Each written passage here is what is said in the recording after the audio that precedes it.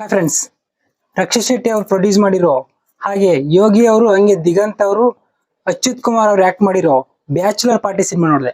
Cinema ಹೇಗಿದೆ ಅಂದ್ರೆ, cinema ನಾನು ಎಕ್ಸ್ಪೆಕ್ಟ್ ಮಾಡಿರೋ ಅಷ್ಟು ರೇಂಜಿಗೆ ಆದ್ರೆ ಸಿನಿಮಾ ಇಲ್ಲ. But okay, one time just ನೋಡ್ಬೋದು ಅಷ್ಟೇ. ಫ್ರೆಂಡ್ಸ್ ಜೊತೆಗೆ ಹೋದ್ರೆ ತುಂಬಾ ಚೆನ್ನಾಗಿ ಎಂಜಾಯ್ ಮಾಡ್ತೀರಾ. ಸಿನಿಮಾದಲ್ಲಿ ಕಾಮಿಡಿ ಚೆನ್ನಾಗಿ ವರ್ಕೌಟ್ ಆಗುತ್ತೆ. ನಮ್ಮ ಚಾನಲ್ ಯಾರು ಹೊಸದಾಗಿ ಬಂದಿದ್ರೆ ಪ್ಲೀಸ್ ಸಬ್ಸ್ಕ್ರೈಬ್ ಮಾಡ್ಕೊಳ್ಳಿ.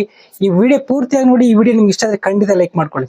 ಈ ಸಿನಿಮಾ ಟ್ರೈಲರ್ ರಿಲೀಸ್ ಆದಾಗ ನನಗೆ ಅನ್ನಿಸ್ತು, ಈ ಸಿನಿಮಾ ಮೇನ್ಲಿ ಫೋಕಸ್ ಆಗಿ ಎಂಟರ್ಟೈನ್ಮೆಂಟ್ ಮೇಲೆ ಫೋಕಸ್ ಮಾಡಿದ್ರೆ, ಓನ್ಲಿ ಕಾಮಿಡಿ ಫೋಕಸ್ ಮೇಲೆ ಮಾಡಿದ್ರೆ, ಕ್ಯಾರೆಕ್ಟರ್ ಮೇಲೆ ಡಿಪೆಂಡ್ ಆಗಿರೋ ಕಾಮಿಡಿ ಮೇಲೆ, ಹಂಗೆ ಸಿಚುವೇಶನ್ ಕಾಮಿಡಿ ಮೇಲೆ ಮಾಡಿದಾರೆ ಅನ್ನಿಸ್ತು ನನಗೆ. ಸಿನಿಮಾದಲ್ಲಿ ಕೂಡ ಅದೇ ಇದೆ. ಸಿನಿಮಾದಲ್ಲಿ ಸ್ಟೋರಿ ಏನಿಲ್ಲ ಹೇಳ್ಬೇಕಂದ್ರೆ, ನಿಜವಾಗ್ಲು ಈ ಸಿನಿಮಾ ಸ್ಟೋರಿ ಏನಂದ್ರೆ, ಈ cinema story is very simple. ಈ ಸಿನಿಮಾದಲ್ಲಿ ಸಂತೋಷನ ಕ್ಯಾರೆಕ್ಟರ್ ಅಲ್ಲಿ ನಮ್ಮ ದಿಗಂತ್ ಅವ್ರು ಆಕ್ಟ್ ಮಾಡಿರ್ತಾರೆ. ಅವ್ರಿಗೆ ಮದುವೆ ಆಗಿ 6 ವರ್ಷ ಆಗಿರುತ್ತೆ. ಬಟ್ ಅವ್ರ 6 ವರ್ಷದಲ್ಲಿ ಅವ್ನ ಲೈಫ್ ಅಲ್ಲಿ ಸಂತೋಷನೇ ಇರಲ್ಲ. ಮದುವೆ ಆದ ದಿನ ಏನಾದ್ರು ಗಲಾಟೆ ಮಾಡ್ಕೊಳ್ತಾನೆ ಇರ್ತಾರೆ. ನೆಮ್ಮದಿನೇ ಇರಲ್ಲ ಲೈಫ್ ಅಲ್ಲಿ.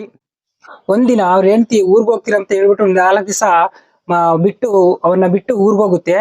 ಅವನು ಅದೇ ಟೈಮ್ ಸಿಕ್ಕಿರೋ ಅವಾಗ ನಾವು ಸಂತೋಷ್ ಇದೇ ಒಳ್ಳೆ ಟೈಮ್ ಸಿಕ್ಕಿರೋದಂತ ಎಂಜಾಯ್ ಮಾಡಕ್ಕೋಸ್ಕರ ಅವ್ರ ಫ್ರೆಂಡ್ ಬ್ಯಾಚುಲರ್ ಪಾರ್ಟಿಗೆ ಹೋಗ್ತಾನೆ. ಅಲ್ಲೇ ನಮ್ಮ ಯೋಗಿ ಅಂದ್ರೆ ನಮ್ಮ ಮ್ಯಾಡಿ ಕ್ಯಾರೆಕ್ಟರ್ ಅವನಿಗೆ ಪರಿಚಯ, ಸಂತೋಷ್ ಕ್ಯಾರೆಕ್ಟರ್ ಪರಿಚಯ ಆಗುತ್ತೆ.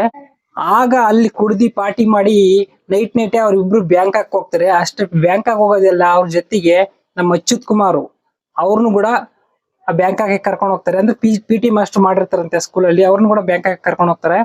ಅಲ್ಲಿ ಏನಾಯ್ತು, ಅಲ್ಲಿ ಅವ್ರ ಲೈಫ್ ಹೆಂಗಾಯ್ತು, ಅವ್ರು ಹೆಂಗ್ ಎಂಜಾಯ್ ಮಾಡಿದ್ರು. ತಿರ್ಗಾ ಆ ಬ್ಯಾಂಕಾಕ್ ಅಲ್ಲಿ ಅವ್ರ ಹೆಂಡತಿ ಇನ್ನೊಬ್ಬನ ಜೊತೆ ತಿರ್ಗಾಡೋದ್ ನೋಡ್ತಾರೆ ನಮ್ಮ ಸಂತೋಷ್. ಆ ಕೋಪ ತಡ್ಕೊಳಕಾಗ್ದ, ಆ ಫ್ರಸ್ಟ್ರೇಷನ್ ತಡ್ಕೊಳಕಾಗ್ದ, ಆ ಹೆಂಡತಿ ನಮ್ ರೆಡ್ ಹ್ಯಾಂಡೆಡ್ ಆಗಿ ಹಿಡಿಬೇಕು, ಹಿಡ್ದಿ ಅವ್ರ ಚೆನ್ನಾಗಿ ಒಯ್ಬೇಕು, ಬೈಬೇಕು ಅಂತ ಅನ್ಕೊಳ್ತಾರೆ.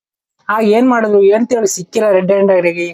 ಸಂತೋಷ್ ಲೈಫಲ್ಲಿ ಕೊನೆಗೆ ಏನಾಯ್ತು, ಸಂತೋಷ ಸಿಗ್ತಾ ಇಲ್ಲೋ, ಮ್ಯಾಡಿ ಕ್ಯಾರೆಕ್ಟರ್ ಸಂತೋಷ್ ಲೈಫಲ್ಲಿ ಬರೋದ್ರಿಂದ ಮ್ಯಾಡಿ ಕ್ಯಾರೆಕ್ಟರ್ ಏನಾಯ್ತು, ಅಚ್ಯುತ್ ಕುಮಾರ್ ಅವರು ಇವ್ರಿಬ್ರು ಲೈಫಲ್ಲಿ ಅವ್ರು ಬರೋದ್ರಿಂದ ಅಲ್ಲೇನಾಯ್ತು ಅನ್ನೋದೇ ಸ್ಟೋರಿ. ಸಿನಿಮಾ ಆಲ್ಮೋಸ್ಟ್ ಒಂದು 85% ಸಿನಿಮಾ ಬ್ಯಾಂಕಾಕ್ ಅಲ್ಲೇ ನಡೀತಾ ಇರುತ್ತೆ ಸ್ಟೋರಿ. ಸಿನಿಮಾ ಎಲ್ಲ ಅಲ್ಲೇ ಶೂಟ್ ಮಾಡಿದ್ದಾರೆ. ಒಂದು 10% 20% ಮಾತ್ರ ಫಸ್ಟ್ ಹಾಫ್ ಅಲ್ಲಿ ನಮ್ ಬೆಂಗಳೂರಲ್ಲಿ ಶೂಟ್ ಮಾಡಿದ್ದಾರೆ. ಈ ಸಿನಿಮಾ ನನ್ಗೆ ವರ್ಕೌಟ್ ಆಗಿದ್ದೇನಪ್ಪಾ ಅಂದ್ರೆ ಕಾಮಿಡಿ. ಸಿನಿಮಾದ ಮೇನ್ ಫೋಕಸ್ ಮಾಡಿರೋದು ಕಾಮಿಡಿ. ಸಿನಿಮಾದಲ್ಲಿ ತುಂಬಾ ಚೆನ್ನಾಗಿ ಒಳ್ಳೆ ಡೈಲಾಗ್ಸ್ ಬರ್ತಿದ್ದಾರೆ. ಒಳ್ಳೆ ಪಂಚ್ ಡೈಲಾಗ್ಸ್ ಆಗ್ಲಿ, ಡಬಲ್ ಮೀನಿಂಗ್ ಡೈಲಾಗ್ಸ್ ಆಗ್ಲಿ, ಕಾಮಿಡಿ ಮಾತ್ರ ಸಖತ್ತಾಗಿದ್ದಾವೆ.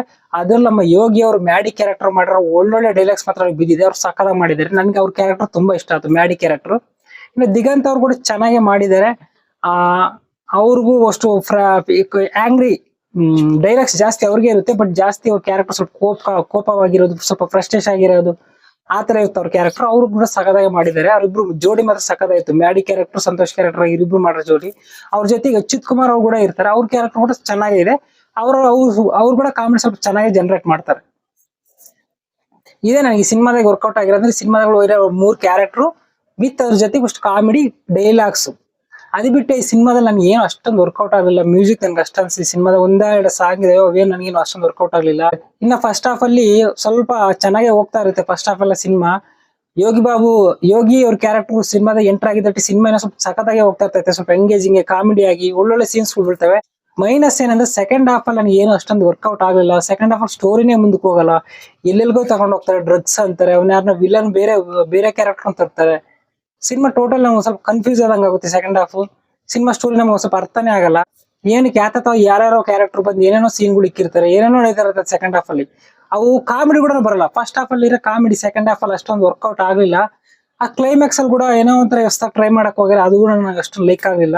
ಇನ್ನು ಲಾಸ್ಟ್ ಎಂಡಿಂಗ್ ಅಲ್ಲಿ ಅವರು ಏನ್ ಹೇಳ್ಬೇಕಂತ ಅಂತಿದ್ರು, ಅದು ನಮಗೆ ಅರ್ಥನೇ ಆಗಲ್ಲ. ಅದು ಅಂದ್ರೆ ಫಸ್ಟ್ ಹಾಫ್ ಅಲ್ಲಿ ಗಂಡ ಹೆಂಡತಿ ಮಧ್ಯೆ ಇರೋ ಸಮಸ್ಯೆನೇ ಅದ್ರಲ್ಲಿ ಬರೋ ಕಾಮಿಡಿ ಜನರೇಟ್ ಮಾಡಿ, ಸೆಕೆಂಡ್ ಹಾಫ್ ಅಲ್ಲಿ ಗಂಡ ಹೆಂಡತಿ ಬದ್ದ ಕಾನ್ಫ್ಲಿಕ್ಟ್ ಇಲ್ಲ, ಓನ್ಲಿ ಫ್ರೆಂಡ್ಶಿಪ್ ಅವರಿಬ್ರು ಯೋಗಿ ಮತ್ತೆ ದಿಗಂತ್ ಅವ್ರ ಕ್ಯಾರೆಕ್ಟರ್ ಮಧ್ಯೆನೇ ಇರುತ್ತೆ. ದಿಗಂತ್ ಅವರು ವೈಫ್ ಆಗಿ ಮಾಡಿರೋ ಸಿನಿಮಾದಾಗಿರೋ heroine second half full side ಮಾಡ್ತಾರೆ. ಜಸ್ಟ್ ಅಲ್ಲೊಂದು 2 ಸೀನ್ ಇಕ್ತಾರೆ ಅಷ್ಟೇ. ಕೊನೆಗೆ ನಮ್ಗೆ ಏನ್ ಹೇಳ್ತಿದ್ರ ಅನ್ನೋದು ಅರ್ಥ ಆಗ್ತಲ್ಲ. ಏನಿದ್ರು ಈ ಸಿನಿಮಾ ಲಾಸ್ಟ್ ಮೆಸೇಜ್ ಕೊಡ್ತಿದ್ರಂತೆ. ಜಸ್ಟ್ ಫನ್ಗೋಸ್ಕರ ಸಿನಿಮಾ ನೋಡ್ಬೋದು ಅಷ್ಟೇ. ನಾನ್ ಹೇಳೋದ್ರೆ ಸಿನಿಮಾ ನಾನು ಹೇಳಿ ಇಕ್ಕಿದ್ದಷ್ಟು ಎಕ್ಸ್ಪೆಕ್ಟೇಷನ್ ಆದ್ರೆ ಸಿನಿಮಾ ರೀಚ್ ಆಗ್ಲಿಲ್ಲ. ಜಸ್ಟ್ ಫ್ರೆಂಡ್ಸ್ ಜೊತೆಗೆ ಹೋಗಿ ಟೈಮ್ ಪಾಸ್ ಮಾಡೋ ಸಿನಿಮಾ ಅಷ್ಟೇ. ಓವರ್ ಎಕ್ಸ್ಪೆಕ್ಟೇಷನ್ ಇಟ್ಕೊಂಡು ಹೋಗ್ಬೇಡಿ. ಸೆಕೆಂಡ್ ಹಾಫ್ ಅದು ಸ್ವಲ್ಪ ಡಿಸಪಾಯಿಂಟ್ ಮಾಡುತ್ತೆ. ಸೆಕೆಂಡ್ ಹಾಫ್ ನನಗೆ ಅಷ್ಟೊಂದು ಲೈಕ್ ಆಗಲಿಲ್ಲ. ಕ್ಲೈಮ್ಯಾಕ್ಸ್ ಕೂಡ ನನಗೇನು ಅಷ್ಟೊಂದು ವರ್ಕೌಟ್ ಆಗಲಿಲ್ಲ ಅಂತ ಅನ್ನಿಸ್ತು. ಬಟ್ ರಕ್ಷಿತ್ ಶೆಟ್ಟಿ ಅವರು ಇದರಲ್ಲಿ ಯಾವ ಸ್ಟೋರಿ ಇದೆ ಅಂತ ಈ ಪ್ರಾಜೆಕ್ಟ್ ಓಕೆ ಮಾಡಿದ್ರೆ ಗೊತ್ತಿಲ್ಲಾಗ್ಲಿ. ಮೇ ಬಿ ಅವ್ರ ಪ್ರೊಡಕ್ಷನ್ ಅಲ್ಲಿ ಪರಂಬ ಸ್ಟುಡಿಯೋ ನೆಕ್ಸ್ಟ್ ಸಿನಿಮಾ ಒಳ್ಳೆ ಚೆನ್ನಾಗಿರೋ ಸ್ಟೋರಿ, ಒಳ್ಳೆ ಸಬ್ಜೆಕ್ಟ್ ಇಟ್ಕೊಂಡು ಬರ್ತಾರಂತ ಅಂದ್ಕೊಳ್ಳೋಣ. ಇದಷ್ಟೇ ಗೈಸ್ ಈ ವಿಡಿಯೋ. ನಾನು ಈ ಸಿನಿಮಾ ಕೊಡೋ ರೇಟಿಂಗ್ ಏನಂದ್ರೆ ಜಸ್ಟ್ 2 ಕೊಡ್ತೀನಿ ಅಷ್ಟೇ. ಈ ವಿಡಿಯೋ ನಿಮ್ಗೆ ಇಷ್ಟ ಖಂಡಿತ ಲೈಕ್ ಮಾಡ್ಕೊಳ್ಳಿ. ನಮ್ಮ ಚಾನಲ್ಗೆ ಯಾರು ಪ್ಲೀಸ್ ಸಬ್ಸ್ಕ್ರೈಬ್ ಮಾಡ್ಕೊಳ್ಳಿ. ಹಂಗೆ ಪಕ್ಕದಲ್ಲಿರೋ ಬೆಲ್ ಐಕನ್ ಖಂಡಿತ ಓದ್ರಿ. Thank you, bye, good night.